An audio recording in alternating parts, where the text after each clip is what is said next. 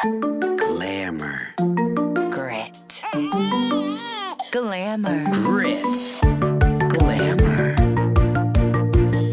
Grit.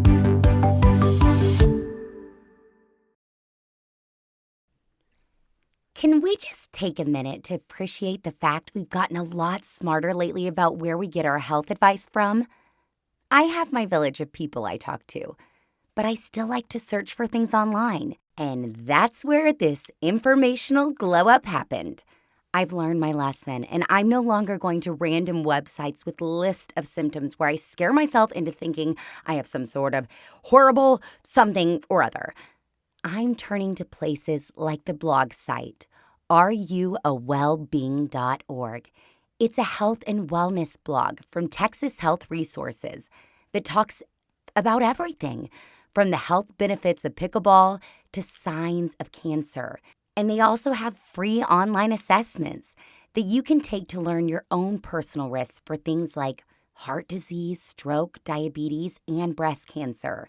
Y'all, this blog is just a great resource for information that updates with new content all the time and covers a wide spectrum of health-related topics. Check it out from Texas Health at areyoawellbeing.org. Guys, if you know me, you know that I am a health freak. I like to keep things clean in my body. And I will say, when I'm drinking tequila, I only want to drink La Pulga tequila because it is 100% agave, which means it's got just agave yeast and water in its mix, and it has 0 additives. The best part, it's a Fort Worth founded company, and it's made in the highlands of Jalisco, Mexico. Y'all, you need to believe me when I say that you deserve a high-quality, additive-free tequila so when you wake up that next morning, you are not feeling groggy. And La Pulga is my tequila of choice. I want it to be yours because you'll thank me later. Also happens to be the tequila of Horned Frog Nation. So come on, y'all. Go Frogs. Go La Pulga tequila. Get yourself a bottle and try it. You won't be sorry. All right, guys, it's Monday. Welcome back to the Glamour and Grit. Celebrity Monday.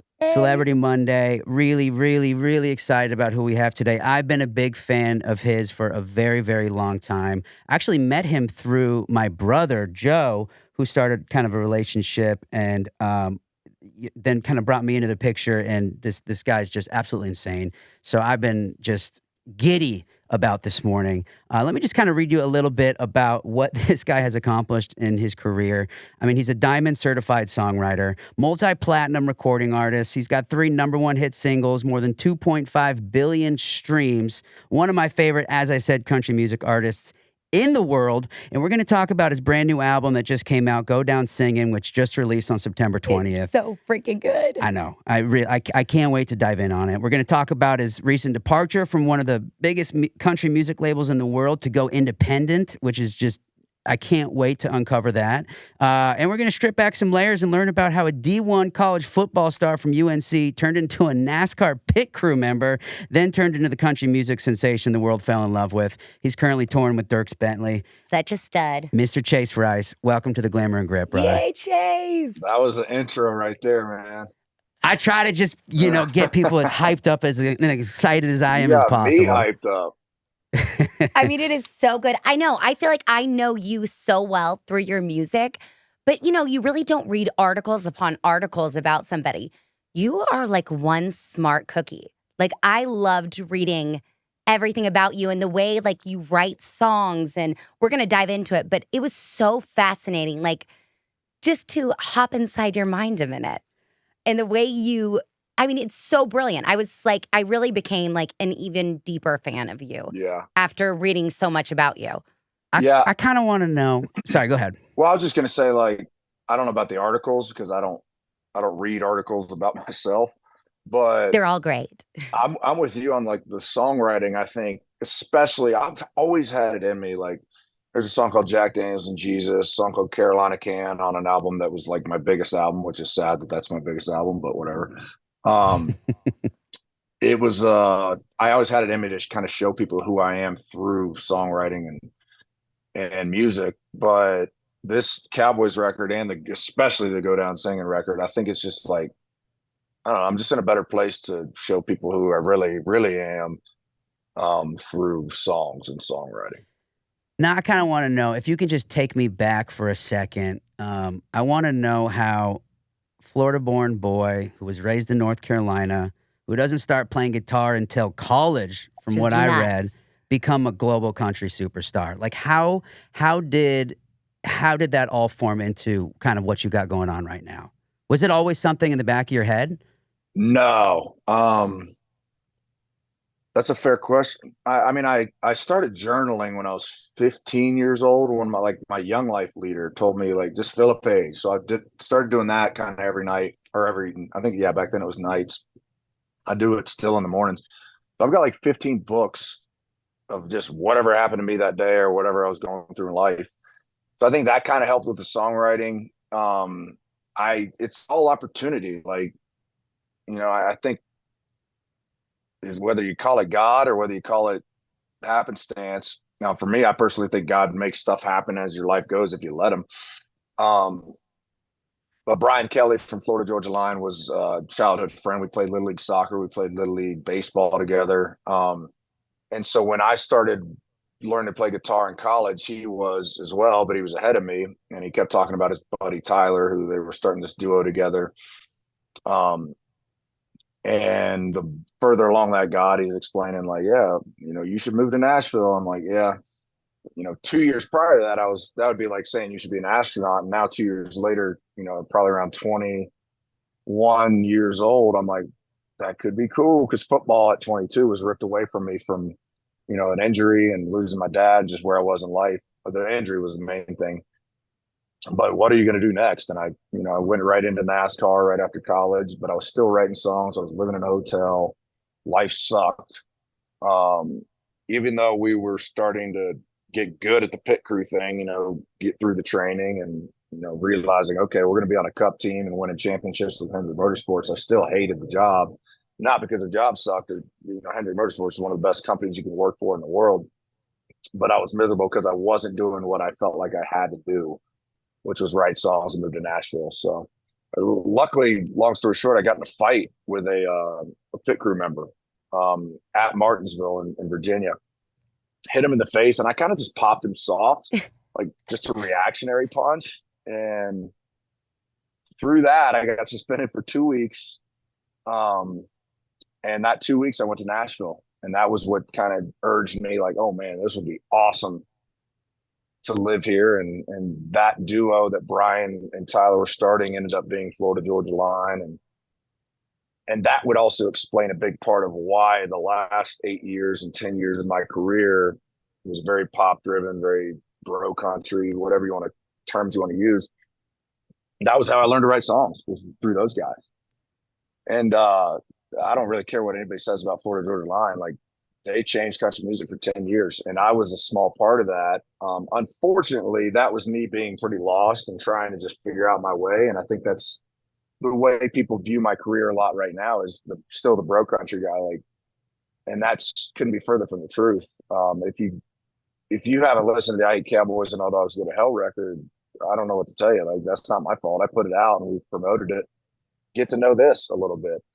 And if you're not going to give me a chance because the last 10 years of bro country, that's on you. That's not on me. I'm finally making music that I absolutely love. It's what I've wanted to do the whole. I just didn't know how to do it. Now I've got a team around me to help me really lock in who I am as an artist and where I'm at right now in my life. Like, I'm a very different person than I was at 28 years old. That's crazy. Now, I have a question too. Eric, as like a person, is a very introverted person. Like, I always tell people I'm really the only person that knows Eric. Yeah. Like, and maybe his mother.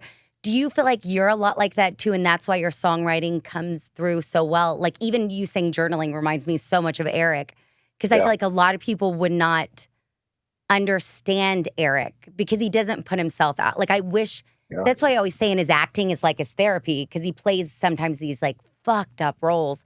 And I always say that's his therapy. I'm like, that's actually the little boy that's, mad at his dad, or that's his therapy, is getting. Do you feel like your journaling and your songwriting, people I think see you and probably see, like, my brother was a college football player, And y'all look like such bros, and they probably don't realize how deep the feelings go because y'all aren't just like boo-hooing. You know what I mean?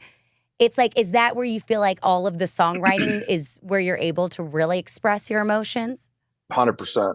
I mean, I've even had girls I've talked to like on dates or trips or whatever, where it's like they're starting to ask, where are you from? What's your family life? Do you have brothers, sisters? They're asking all these questions that all ultimately end up feeling like an interview. And I'm like, stop. That's not how you get to know me. That's just going to push me away and make me not want to talk to you. The way that you get to know me is, first of all, over time. And eventually I'm going to start talking. But if you start asking me the small talk questions, like I shut down. I think because it's just, like you said, I'm an introvert in a job that you you excel more in as an extrovert and somebody who goes into rooms and steals the attention and all that. I'd rather sit in the corner and just sit there and watch people. And then you can get on stage and sing these songs that I'm writing, and it's like, that's when I come to life. So that's how you really get to know me, is over time. Listen to the songs, but I'm obviously in a personal life. I'm not gonna say, hey, if you want to get to know me, listen to my songs. But eventually, I will open it up, and if you start asking me about music and what does this song mean, where'd that come from, I'm probably gonna open up a whole lot more than if you ask me where I'm from and if I have brothers or sisters. If you haven't already made plans to go to the National Cowgirl Museum and Hall of Fame in Fort Worth, Texas, to see their newest exhibition on Escaramuza Chara, the women who ride side saddle, executing intricate patterns at a gallop, well, you still have time. The exhibition will be on display until May 2025, and they even have a podcast, Conversations at the Cowgirl, which will give you some insight into the sport and its origins, and even a little behind the scenes on how the exhibition is curated. Conversations at the Cowgirl, a National Cowgirl Museum podcast that is available wherever you stream your favorite shows. Follow us on a social at Cowgirl Museum for updates, or visit our website at cowgirl.net. Hey y'all, let me just interrupt for 1 second. I got to tell you about something. As someone who's out on the road a lot, having the right gear makes all the difference. That's why I've got a UWS crossover box on my truck. It's my favorite thing I own. I don't want to live another day without it. It's more than just having extra storage space for your stuff, which there's a lot of. It's about having reliable organization you can trust each and every day. Listen, these boxes are assembled right here in the good US of A, and you can feel the quality every time you open that rigid cord lid. If you're looking to upgrade your truck with the best, head over to the UWS website at uwsta.com. Find a dealer and get yours installed today. Trust me when I say your tools will thank you. No, that's one of my favorite parts, because obviously when we have guests, you kind of fully stalk these people and really dive in. And I was like, oh, Eric, I love his music. And then I just started reading, and like, I love to read your lyrics before listening to the song. Especially you said when you did your last album, that was so important to you. It's really changing when we talk about leaving your music company. We'll talk about this more. Oh, the label, yeah. The label. That you're such a brilliant writer. And the way you talk about it, and I love you said something about your dad. You lost your dad at 22, and you said, yes, I'm writing more songs about my dad, and maybe I'll stop writing about him when I feel like I'm healed from that. Yeah. And it's like, oh my God. I mean, literally I have the goosebumps. And I was like, I think I fell in love with you, like the way you express that, because it really is. That reminds me so much. Eric's therapy is on film, and your therapy is through your songs. And it's so beautiful watching that and really seeing how vulnerable you are and how deep you are. And I know it's probably so uncomfortable because Eric would be dying right now. Well, no, but that's good for me. Like, something I would love to know as well, as somebody, who is a little more reserved, who is, not the first one to jump into a conversation. As an artist, as a singer-songwriter, did you come to a realization of like, hey, I need to be as vulnerable as I can possibly be. Let the world know who I am through my music? And then how did you react and respond to now the world knowing so many personal things about you because of your music? Does that Yeah. make sense? Yeah, 100%. Well, it started with COVID.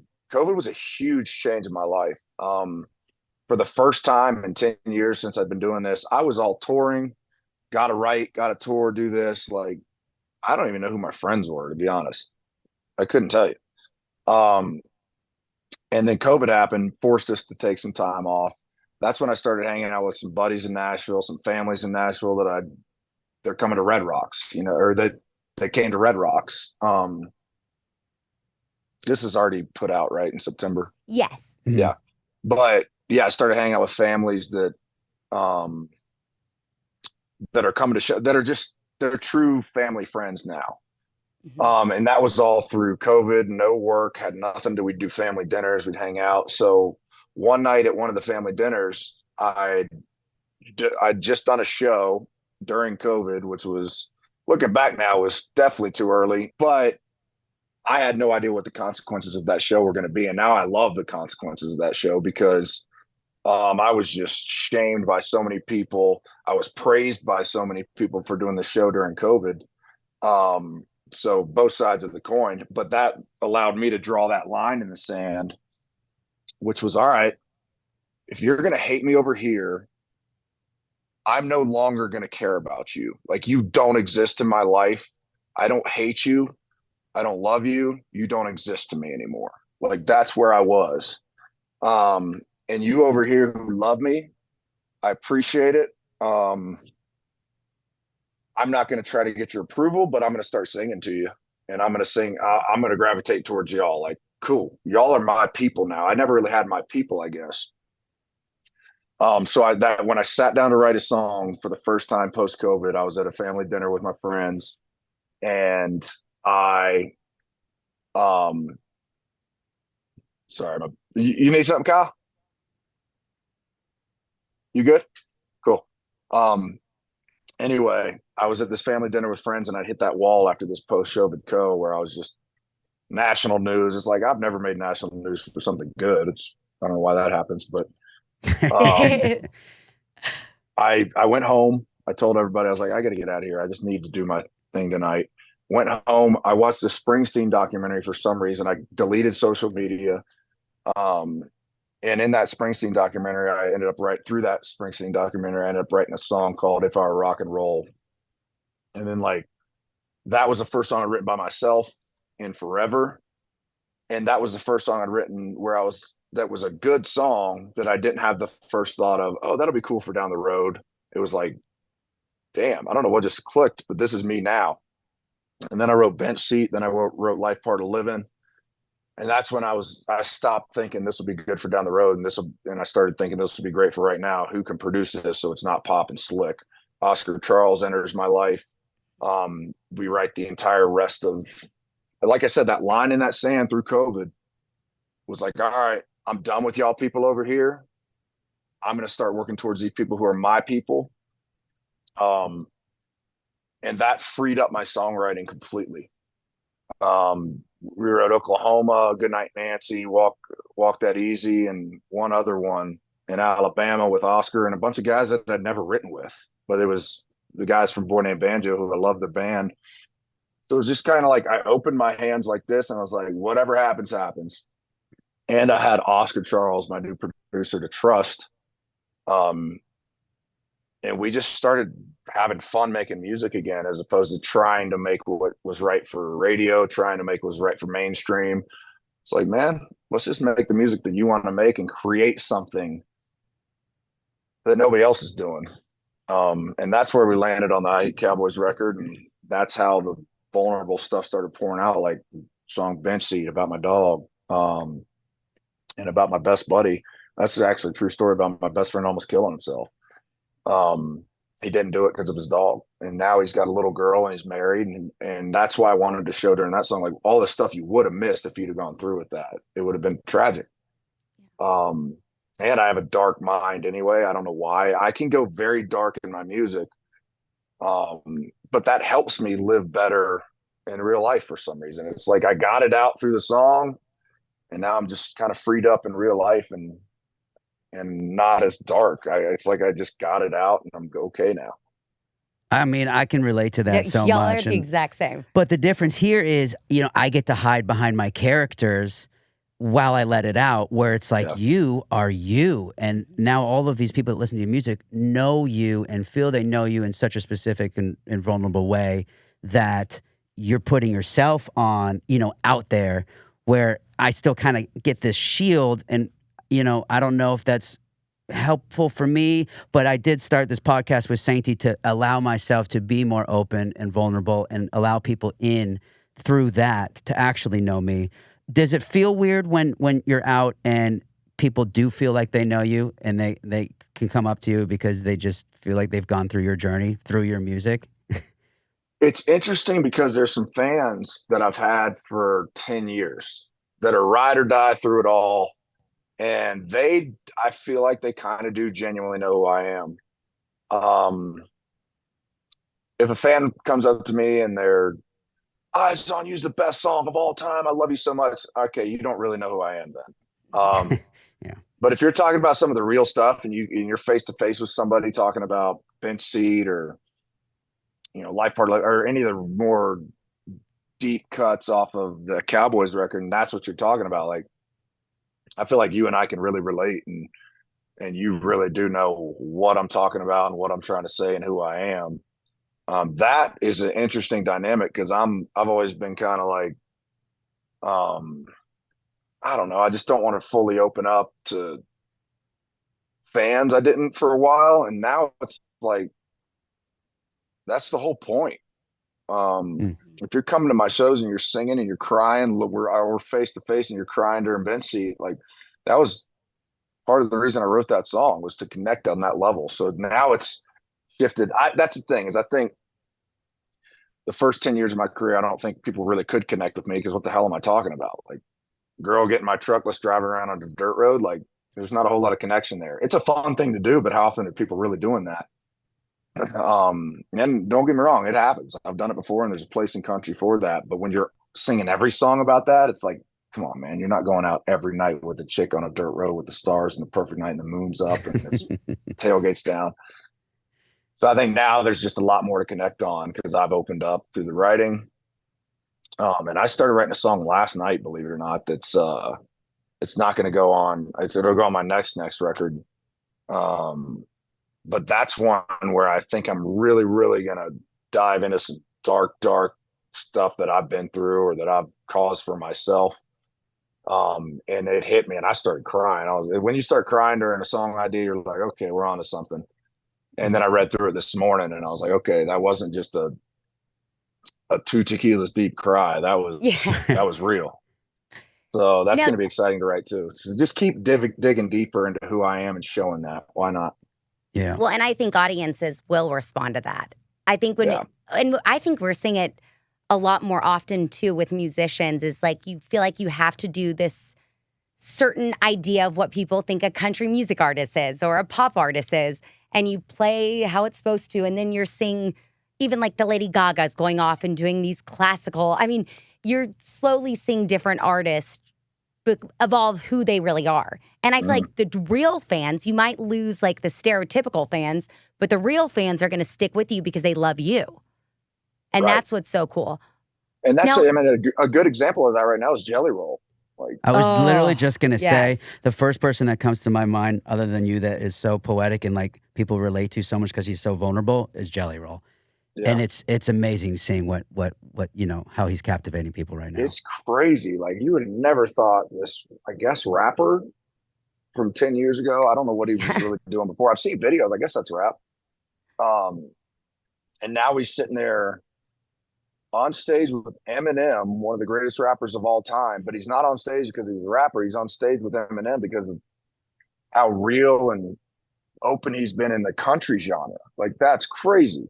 You can do whatever you want now. Look at Zach Bryan. I mean, he's one of the biggest artists on the planet, and he's never had a song on the radio. And I think that's because he's never wavered from who he was. And I'd be willing to bet if you asked him, he would never, ever have expected to be where he's at right now. People want real. They can see through the BS, and they want real, and they want to look at you and understand who you are, and that's what's happening right now, and it's really cool. And I think social media has been a big part of that. Whether you love or hate social media, I think it's been, in a way, good for country music, because it's stopped the BS and it's kind of pushed more of the real stuff. Now, is that kind of your kind of leading motivation to a point to become independent? Like you, because your whole career is, been with a label. You now no longer are with Broken Bow. You stepped away and you're doing this all your way. Was that kind of a motivating factor there? Like, did you go to them and ask, like, could I change I'm like, feel like I'm evolving? Or were you like, I think I really need to change everything and start over? No, it was none of it was fully planned or thought out. Um, it was kind of just like, oh, this kind of seems like I don't have a choice, because like I never went to him and said, hey, I'm going to change my album. I'm going to change my music. I just turned in my record. Like, I was free to do whatever I wanted. It's not like they were pushing me to do one thing or another. Um, but I went to him with the Cowboys record, gave it to him. What happened was, we put out that album. They're thinking it's going to be massive. I'm thinking it's going to be massive. We didn't realize, I think, the pushback and doubt that people were going to have. Like, you can't just change your thing and we're going to trust and believe this is really you now. When in reality that was me the whole time. I just didn't know how to do it. And I wasn't in a place where I could do it. Like, you just evolve as a person. You're like, okay, I'm confident enough to do this now. Let's go. But it all happened within 1 week or 4 days, really. I had Bad Day to Be a Cold Beer pulled from the radio, which was, as dumb as that song is, it was the most mainstream song on that record. So, like, what else is going to work at radio? That didn't work. I think it died at 47.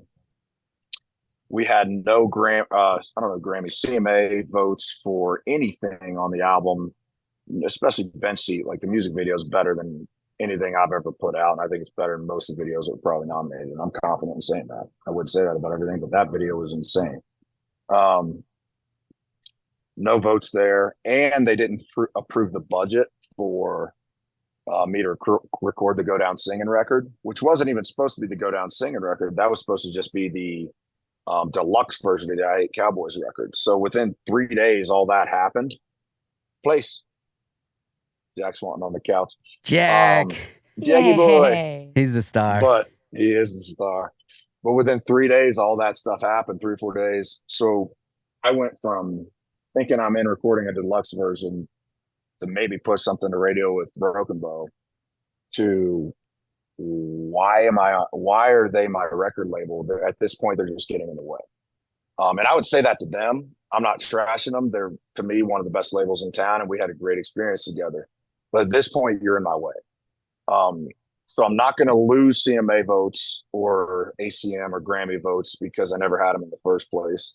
I'm not going to lose radio because we didn't have it anymore in the first place. And you guys are telling me I can't even record new music. What's the point? What are we doing here? So I knew the whole time that we had a clause in our contract that I signed from the beginning that said, if you don't get 2 top 10s within 15 months of me dropping an album, any album, 2 top 10s at radio, then I could leave. I don't think they had a clue that was in the contract. I don't know how, but they didn't, because when I went to them and said, you know what? And they were shocked. But I went to them, I said, you know what, guys? I'm done with this. I'm going to roll. Their response was, you can't because you're under contract. And my response was, obviously, yes, I can. And we tried to fix it. I talked to John Loba and on the phone without lawyers and stuff, and it seemed like it was going to work. And eventually it's just like, I was once again, I had that line in the sand of, hey, this isn't negotiable. This is what I want, or I'm leaving, because at the end of the day, I'm not losing anything. And it could hurt me in the long run. It may not. I don't know. But I know for a fact we wouldn't be putting out this Go Down Singin record in September. We wouldn't be putting out the Fireside Sessions, which I'm going to do coming up here real soon, which is all of them acoustic together. Can't wait. It's none of that would be happening So my thoughts now is write as much as possible, put out songs, stop overthinking, don't think once what is radio going to play, just think how do we make the best album possible. And that's your mindset. If that doesn't work, then I don't really want to be a part of this formula anyway. Yeah. Wow, man, it's first of all, it's so inspiring, I think, and for other artists and musicians who may be in similar situations or have thought about it, it's so encouraging, and I think you're taking a leap to show so many people how it can be done, that it can be done, and it's almost as if you're kind of. I feel like there's going to be a telescope on you for a little bit about so many artists that have thought about it and wanted to do the same thing to kind of see like, okay, let's see how this plays out for Chase, all the things that he's able to accomplish now on his own, and then we're going to make our decision on if that will work for us. Who knows if it'll work? It's gonna. I have a good Oh my feeling. God, bro. Yeah. And this new album, thank God when this is so, pardon my language, fucking good. We're allowed to cuss on this. All right. And yes, you're allowed to cuss. Mama does. Mama does. She's got a mouth. I know. I used to get in bad. My mama called me after the first season, was like, you have to stop cussing so much. So like the first half, I was cussing away, and then second, I was a little bit more tame. But you're going to hate me for saying this, but people on the podcast, I do not like music. Like unless it's very, very good. Like very good song. Like I don't love to just listen to music in the background. Right. Like I'd rather silence unless it's good storytelling. And we got sent your album and I was like, oh, I could not stop. I listened to every song multiple times, and Eric and I were arguing like what song is our favorite, because I think exactly what you did. You put storytelling first instead of like just a formula. Yeah. And it's weird. My mind, I don't like a formula. I don't like something that's like so hot just because it's trendy or it can be a TikTok dance. Good for them. That's its own. But I don't love it enough. I'm such a storyteller. Like I have to have a message behind it and like something, because I'm just such a feeler. And your new album, oh my God, is just like, God, it's me again. And just, I told Eric, I was like, this, and he knew I would love it. He was like, this is your jam. Yeah. This is so. Who are you talking to on Arkansas in the beginning of the song when you're kind of talking about Christmas and going hunting? That's my buddy JD. He's from Arkansas. He has a place called Falco in Oklahoma. I think they're going to extend that into Arkansas as well. But he's one of my duck hunting buddies. I met him on a trip called Refuge. It's basically just a men's trip to go out, men be men, smoke cigars, drink bourbon. The only requirement was we had to sit around the dinner table every night and open up and talk. Everything else was fair game. But I met him out there in Montana for that. And I hunted with him last year with Jack, who's curled up on the recliner right now. But he let me come to this professional place. Like people are paying a ton of money to hunt ducks. And he's just letting me hop in the stand with him and work my dog. But I mean, my dog is trained and he's great. But that was so cool of him to let me do. So when I wrote Arkansas, I looked it up. I was like, God dang, I know there's some weird Christmas Day regulations, for hunting in general. So let's look this up. And I looked it up. It's like, oh man, we'd already written the song. It's like, ooh, no hunting on Christmas in Arkansas. So that kind of ruined our thoughts on the song. So I was like, okay, well, I know the story behind it because JD told me. And so I called him and said, hey, explain at the beginning of the song how that happened where there's no hunting on Christmas in Arkansas. And I know every year it's been a thing of, are they going to change the law to let people hunt in Arkansas on Christmas? And I don't know if it'll ever happen, but if it does, we got the anthem for it. And you still can't hunt there right now. So it's going to be, some people may be confused, but that's why I wanted JD to explain it so we could at least cover our ass saying, hey, we understand you're not allowed to do this in Arkansas because hunting people are nuts. If you do something that's at all not the way it really is, they go all after your ass. So now you can't come after me because we're making it understood that we know you can't hunt on Christmas in Arkansas, but we're trying. Well, and I even read something that you said about you were always like Florida Georgia Line Jr. and all these artists Junior. And you were like, I felt like I was never Chase Rice. Mm-hmm. And I loved that so much because it's so to come to that realization too, and we're the same age, and I really do feel like, sorry, calling our ages out, but you don't really know that until your 30s because you're just trying to copy and what works for people, and you know that works for people.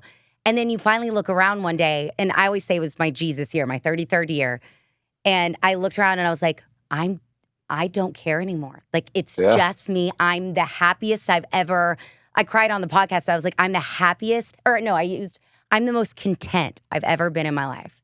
Yeah. And being content, and I feel like you're at that point now where you're like, I'm me. Accept it or don't accept it. I'm going down singing. And that's how I felt. I was like, if I go down, I'm content. Like, I am me. Yeah. And it takes a lot though for like to realize that. Like what you said, you do a line in the sand. And mine was my child being sick. Like, I was in such a depression of that, and I was drinking too much, and I was overweight, and I woke up one day and I was like, I'm done. Like, this isn't worth it anymore to me. Like, who am I trying to please? Who am I? But I do think sometimes it takes to your 30s. And some people could say it's too late, but it's like, no, 30s is the new 20s. It's like the perfect time where you still have a lot of learning to live, but you've lived enough where you get it. Trust me. Yeah. For me, you said 33. For me, it was 34 right around COVID. Okay, so I was 34. There's nothing that you can force to make it happen. I mean, I'm still a single dude, and I can tell you right now, if you're in your 20s, I'm not sure I'm on board with that. Just because you're clueless. You have no idea. And not everybody is. Some people grow up faster, but I've dated some girls that are closer to their 30s, and it's just a major difference. Mm-hmm. Oh, it's how wild. far along they are in life, and the conversations you can have, and the way that I respond to something, or something happens, and you look at them like, "Are you messing with me? Because you're supposed to be mad right now, but you're not, and it's freaking me out." And in reality, you're not supposed to be mad. You're supposed to be mature about it. But I'm so used to the other way that it's like, but yeah, the 30s for me was what really changed my mindset of like, I'm free now. And I don't know if I don't know how far I'm going to go with that new song that I told you about, that I started last night, but I can't wait to dive into it because it's going to get very, very real. And why not? I mean, it's such a cool idea. And sorry, I can't really dive into it because I don't want somebody else to go and write it.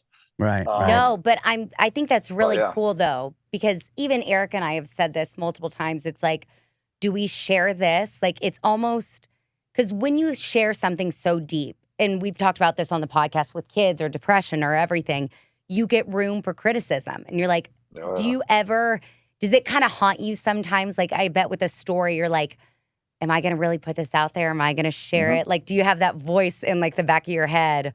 Or do you have that person that's going to call you and be like, I cannot believe that you shared that? Or, I mean, because it's something that really messes with us sometimes, especially me. And Eric is better. I kind of am like, I feel like you need like a me in your life because I'm always like, Eric, let's get it out, baby. Let's take it. Because he is that, but y'all are the deepest, most beautiful, complex.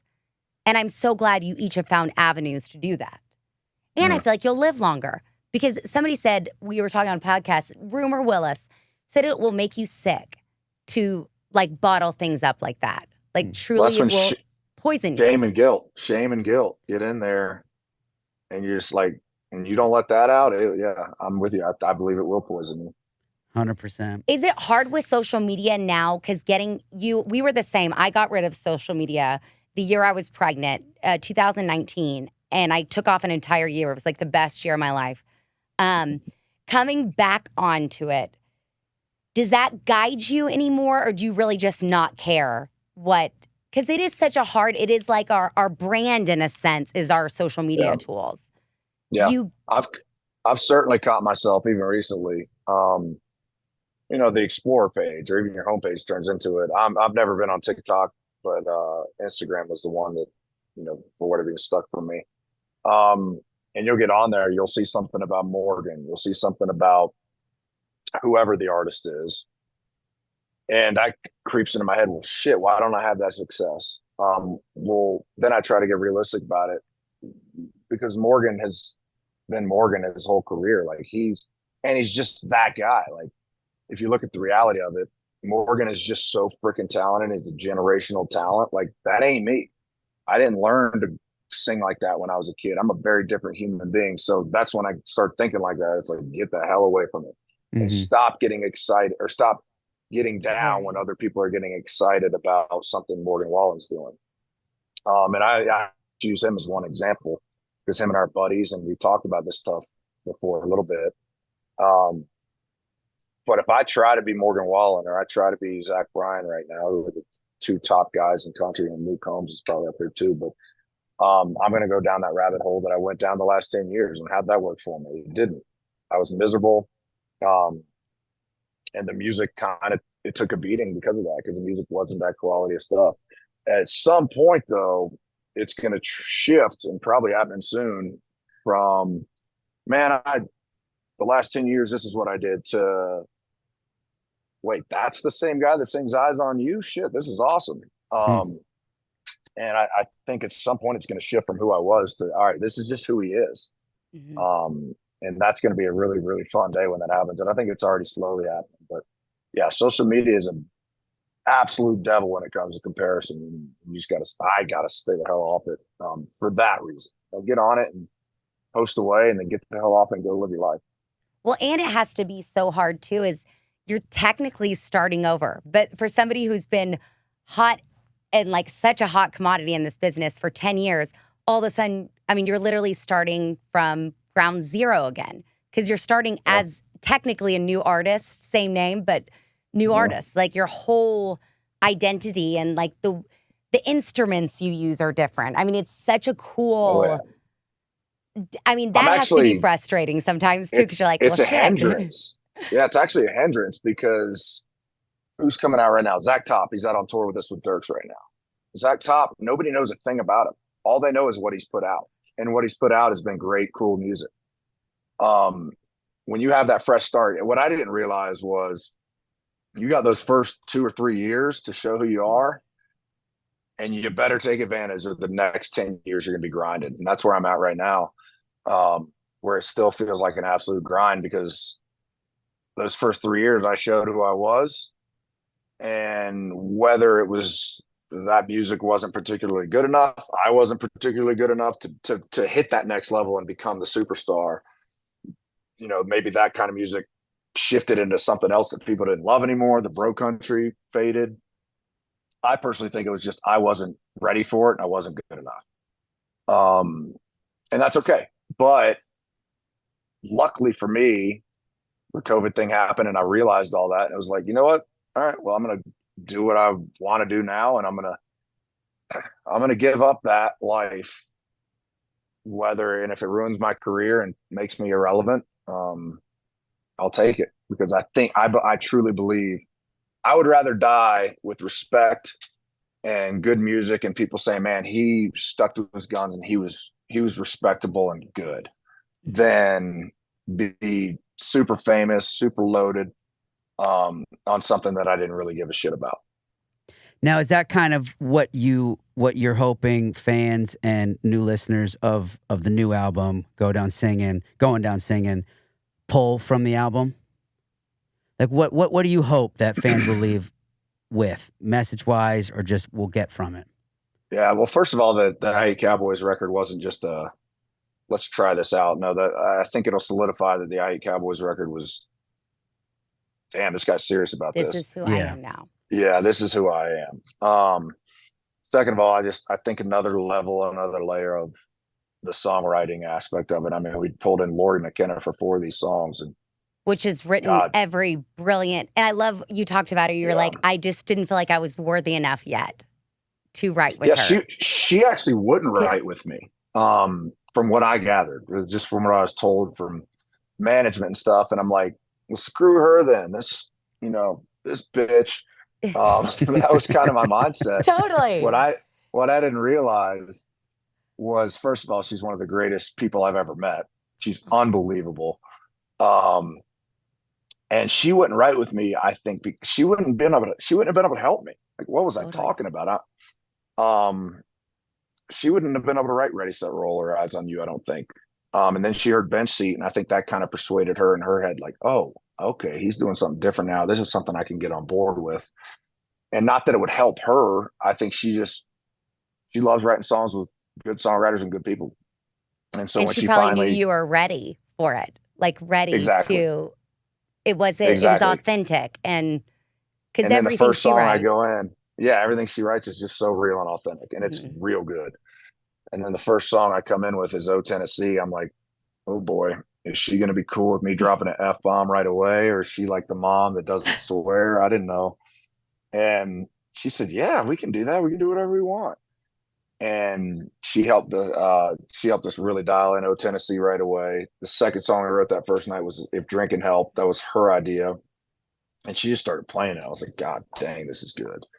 Um, and I love the West, so it's like we're talking about Wyoming and stuff. It's like, and which has been part of my deal, like whether it's been ex-girlfriends or just my life in general that I've created for myself and the parts that I want to try to run from. For me, it's going west. I'm in Colorado right now. Let's keep going. Let's go as far west as we can. Maybe it'll disappear, and the truth is it won't. But um, we finished writing that song. Then we wrote "You in '85" was once again Lori's idea. Yes. And we wrote the absolute hell out of that. That's kind of heart of this record. And then the final song we wrote was "That Word Don't Work No More," which is the first idea that I had originally the first day, and it was like, let's not overthink this. These are four great songs. We're recording all four of them. Wow. Now, this is very naive of us because obviously we're actors. How does it work? Do you like lock yourselves up in a studio for a week, and like what if you're just not feeling it that week? Like how does it, or do you have something that in the car that like gets you? I know like sometimes like you have a song that will get you in like the mindset of a scene you're going Yeah, into. Like is there some yeah, days where you're like scheduled to work with somebody and it's like, well, I'm just not feeling it. Like, or is it your yeah, job and you know how to get there? yeah. That's part of it for sure. But what I found is there's definitely a lot more days when you're not feeling it. When you're in Nashville, somebody's got to pick their kid up at 3. I had a fight with my girlfriend the night before. 70 different. I want to go to the bar, hang out with my buddies. There's a Yeah. bunch of different scenarios when you're in Nashville. So I changed the writing process of my last record, which was all retreats. It was Alabama. We wrote in North Carolina. We wrote in Florida. We wrote in Montana. So when you're on a retreat, so far it's not been, and you're with 2 or 3 other people. We the those 4 songs with Lori, we were at her house in right outside of Boston. So uh, when I'm on those retreats, I'm feeling it. Like Hmm. I'm here. I have a purpose. There's one reason why we're here. We're gonna write 3 or 4 songs at least, and we're gonna make it happen because that is our job. This Colorado, a cabin there for 3 or 4 days with Oscar, my producer. That was very successful. Um, yeah, so when I change it from writing in town to writing on retreats, that's how we've been doing it lately, and it's working a lot better for me. When it I'm not getting the radio hits, but I'm getting great songs and great albums. well, and it probably helps you're actually being you too. It's probably a lot easier to write about something that's yours and that's you compared to Yeah. like what an audience will like. And when I'm not in Nashville trying to write all the time, allows me time to go out and live life, get my airstream, go to Mhm. Montana, do the stuff that I love to do when I'm living life. And I always come up with ideas and write them in my phone or whatever. And then when I take those ideas based off of real life instead of based off of what would radio play or what would people like, well, let's just take these ideas, go to the writing retreats, throw them out there, whichever ones work, they end up being the ones that go on the record. So that's a different approach to writing songs, but it's been awesome for me. Now, you are such a fascinating person. Like, I really do felt like I told Eric after researching, you're just brilliant and so cool. As Eric's little brother is a musician and truly one of the sickest, like perfect pitch, plays every instrument, insane. He was living in New York, Broadway kid, moved down here to Texas doing gigs. Is there advice for young people that are wanting to be a musician nowadays, like that you would give are you glad you did what you did and kind of stuck to that commercial bro country? You knew what would hit? Or do you wish sometimes that you would have started out as you? I wish I'd have started out as me for sure. For me, I think the biggest key piece was, though, outside of it, sometimes just has to be your time to figure it out, which we were talking about. For you is 33, for me is 34. Um, that stuff you can't really control. Um, Outside of that, the best key thing that I found was, and he wasn't even there when I started, so it wouldn't have been possible, was Oscar Charles, my producer on the Cowboys and the Go Down Singin record.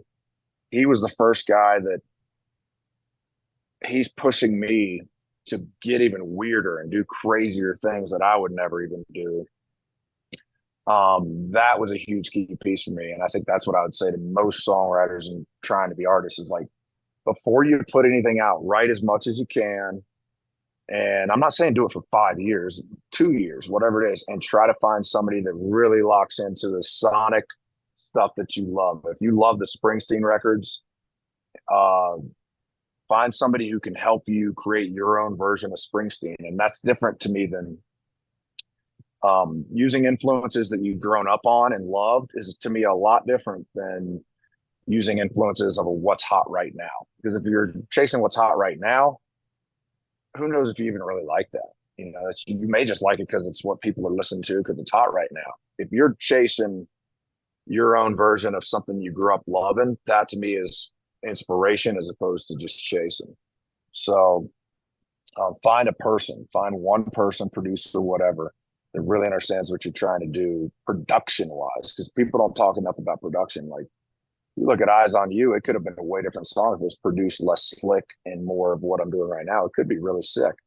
And, that's not to knock how we did it in 2018 or whenever we wrote that song, but I was pushing Chris DiStefano so hard, who was the producer of that stuff, to be something that he's not. And that's on me. That's my fault. And then we ended up with a product that we were both settled on, but it wasn't something that I loved so much that I could talk about it in 20 years and be that proud of it. I'm proud of what we did then, but I don't really want to play it that way now, because what I'm doing now, we're really trying to focus on how would you really enjoy hearing it Oklahoma in 30 years? And I think the answer is yes. No, sonically, production wise, it's there.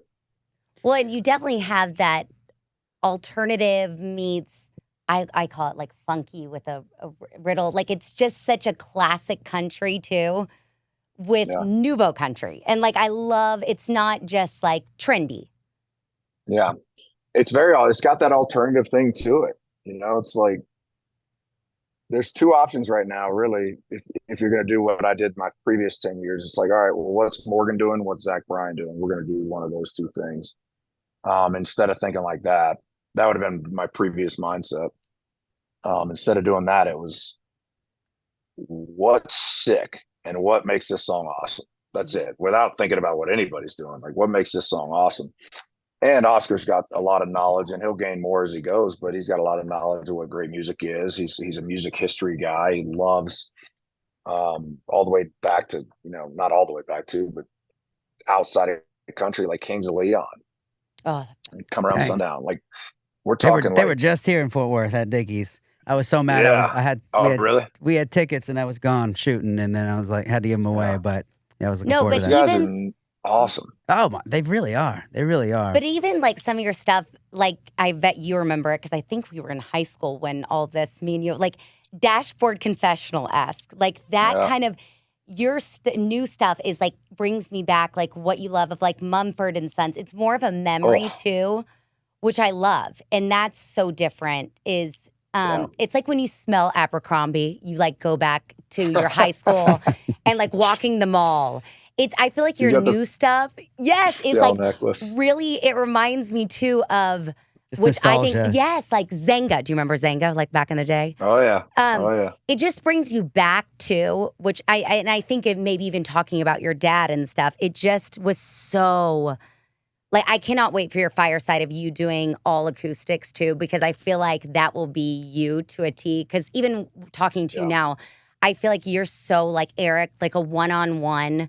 Like if fans can see you just like one-on-one and you with a guitar telling your stories. That's always say like get Eric by himself and just talk to him. Like then you fall in love. And then that's what I'm so excited for you. And it's so, and like what you said, you can go down singing now. It doesn't matter because you did you. Now, do you have a close, sorry, and then we'll end it. I know are you and your mom very close, if you don't mind me asking? Because I'm a mom, so I always love, like, you talk about your dad a lot in y'all's relationship. And is that hard for your mom to listen to some of your stuff like that? Or do you think it's therapy for her?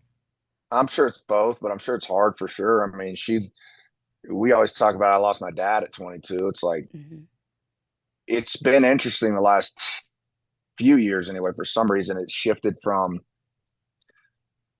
I could now see her perspective on that. Like, yeah, we lost our dad at 22, but she lost her husband at 55. Like, you have a whole nother half of life to live without somebody that you thought you were going to be with forever. Yeah. And they were, and she'll never be with anybody else. And we all knew, I kind of knew that from the get go. But yeah, we have a really good relationship. It's been a grind to figure out how to do life with him because he was the glue to our family. But last few years, it's really gotten a whole lot better. She's got 4 grandkids now, so that takes the pressure off of us to I wouldn't say entertain her, but be there for her. No, totally. We'll give her a purpose too. Give her a purpose, and that's been hard for her to find a purpose outside of my dad. But I think she's figuring it out, and I don't know, there's just a different perspective I have now of her. We can talk about stuff that we didn't used to be able to talk to, that I would be like, oh, I can't say this in front of mom, I'll get in trouble. It's like, no, we're grown men now. It's cool. And we've learned to be there for her better. Like, in some ways, she's felt like the afterthought, and it's like, oh, we're just going to do this to call mom to appease her and check it off the list. She's even said that, and that's a heartbreaking thing to hear. At the same time, the reason would be is she had 3 boys, and boys don't think like girls do. So it's being more intentional about calling her, not to check it off the list, but to genuinely feel and figure out, make sure that she's doing okay. And it went from mom, brothers, family, whoever, friends, like, no, I don't really want you to come to this show because I want to enjoy my time, to mom, come to whatever show you want. And to Red Rocks, Colorado Springs, Nashville shows. Those are shows that she recently came to that you think in your head, like, you're not sure you want your whole family and friends there because it could be a hindrance. And then all of a sudden you get on the stage and you look to your right or look up in the crowd and they're there, and you start tearing up because they love you so much that they want to be there. And the pride. I mean, as a parent now, I'm like, I can't imagine, doing what I love to do and looking and, seeing my kids doing whatever they love to be doing, in such a grand scale. So, I mean, the support and love that she obviously has for you, it just must be, oh my God, another level when she gets to see you do. Well, and I just had a son. So I think too, it's like, it's understanding, like what you said, she had 3 boys, and a son's relationship with their mother is such a deep relationship, but it's one of those things you don't think, like, girls, we call our moms 24/7. Like, we tell them that we need to go tinkle, and we call it's bug. No, it drives him crazy. Where sons just like, unless it's an emergency, like if my brothers call my mom, she's like, oh shit, something's going. She thinks it's like something's going on. So I just remember reading so much of like your lyrics and your stuff. I was like, I wonder, like, how his mom is. Like, it just was so interesting to me because I think that way because now I have a son. And it's like picturing my mind if, like, Eric, what is, because a lot of your songs too, it's, as a mom too, it's, I picture you as a little boy. And it's like the hurt of a son and you can't do anything. It's like you watch a man and a daughter, you can call and be like, we're getting therapy. But a son, you can't say that. So it was really cool to watch that and to read. Well, for me, like we kind of talked about earlier, I've sang a lot about my dad on the last record. I've sang a lot about him on the Go Down Singin record. He was on the cover of Cowboys. Mhm. I'm the cover of Go Down Singin. The fireside is going to be both of us. Um, and that for me, and the last song on it is UN 85. And I was in the studio singing that song, and it just sounded so sad. And it was just, and it's a sad song ish, but, and it can be heartbreaking, but I couldn't sing it. I mean, I was just falling apart. It was sad as hell. And Oscar came in the studio and just sat a chair down and just started talking to me. I'm bawling my eyes out, just like letting out 15 years of what the fuck just happened. And especially the line, when I'm coaching third base, I'll be thinking of you. Oh my gosh. Now I ain't got kids yet, but bet when I do, when I'm coaching third base, I'll be thinking of you. I could not sing that one. And it was so healing for him to come in there and just talk to me, let me cry, let it out. And he changed my whole perspective, not just on the song, but on losing my dad, where it's not as such a sad thing. It's a celebration of who he was in the time that you had with him and who he is looking down. And it was just, man, it was a healing song for me in the studio. And then it wraps the whole damn thing around to where from the Cowboys to the Singin record to the fireside, I was standing next to each other. If I could have one thing, it'd be us man to man, a couple Coors banquets in hand, because we never got to drink a beer together. As men, as me in 85 as a grown man, or him here now, both of us grown men, we never got that opportunity. So in a weird way, we kind of get that opportunity through this song and through these albums. Well, Chase, we so appreciate you being here and opening yourself up. And I know I speak on behalf of the entire world when I say thank you for writing the music that you write and being vulnerable with all of us. Really, really, really happy we got this time together. I know you've got a show tonight, so we're going to let you run. Oh my God, which is bonkers. You did a show last night. Then I'm like, he never stops. And I had 100 more questions I could ask you and want to, but I'm going to have to call you and catch you when we're in a city sometime together and go grab a beer and really just sit down and chill. But before we leave, I'd love that. We always like to ask our guests to kind of tie in the glamour and grit, what their glamour and what their grit is right now in life. Glamour being something that's going well for you, something you're excited about, something glamorous. And then there's always some grit. There's always something either holding us back or something we're struggling with. Kind of show the opposition there. Is there anything in life right now that feels particularly glamorous or gritty? It's kind of it's interesting because it's the same thing. Personal life for me is just, it's always a battle between great days for no reason and the next day is the worst day in your head and everything's falling apart for no reason. That for me is just something that I work on all the time, just by talking to people. And I'm always better off when I'm around good men, first of all, who are helping me along the way and understand that, like, hey, dude, some of the stuff you deal with you're not creating that up. You're not making that up. You're not creating it. Like, as men, we all struggle with this, that, whatever, whether it's sex, drugs, alcohol, rock and roll, whatever it is. So that's, I would say, kind of the grit of it. The glamour would be the music and the success that we're having, but at the same time, that's also the grit of it, because I completely changed what I'm doing 10 years later, and you gotta or do people trust it? Do they believe in it? So there's that constant battle of appreciating where you're at, but also wanting more. It's just a complicated thing for, I think you would understand that, for an artistic mind. And just the battle of shame and guilt that you live in every day for stuff that you've done, and understanding that you're also human. And like I said, you're not creating things. We're all in this together. We're all screwed up in a way. We're all great in a way. That is the battle going on in my mind between the good days and the bad days, the glamour and the grit. Amen. Oh my God, that should be like the start of our whole show. I know, right? I'm Flip like, it, that flip is it, put it at me the literally beginning. every day. Well, thank you, bro. We really do appreciate you, man. Hope you have a great show tonight, and the tour continues to have the amazing success that it is.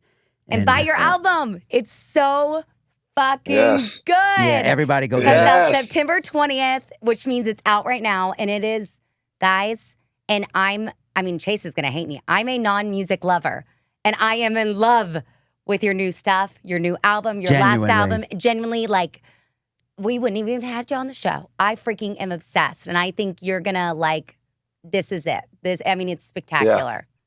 I'll send Eric a song too. It's one that's definitely going on my next album.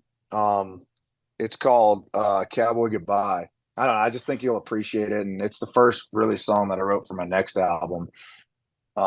There's just something about that song. It's just me and a guitar singing it, but it'll be a preview into what's coming too. And what you wrote Can't last wait. night. Send it to me once you're done. I haven't written that one yet, but I've got the chorus. I got to write the verses, which is going to be very difficult. Okay. Well, I can't wait for that too, because I think you're spectacular, and keep doing what you're doing. Thank you. That's good affirmation for me to hear, because sometimes I'm like, what the hell did I just do? Nope, do it, man. Keep it coming. Keep it coming. Oh my God. We're all here for it. Will you go on a hike and go relax before your show again tonight? Go to the top of one of these mountains, get some stress out. Amen. Get it, man. Thank you so much, Chase. We adore you so much. I appreciate y'all's conversation, because a lot of it's all BS, and I don't know, it's easy to talk to you guys and get real and talk about some really stuff a lot of people don't ask questions about. Oh. Well, thanks for saying that. It means a lot, Yeah, brother. it really does. Yeah. All right, man. Well, go enjoy the rest of your day. We really appreciate you. Send us that song. Glamour. Grit. Glamour. Grit.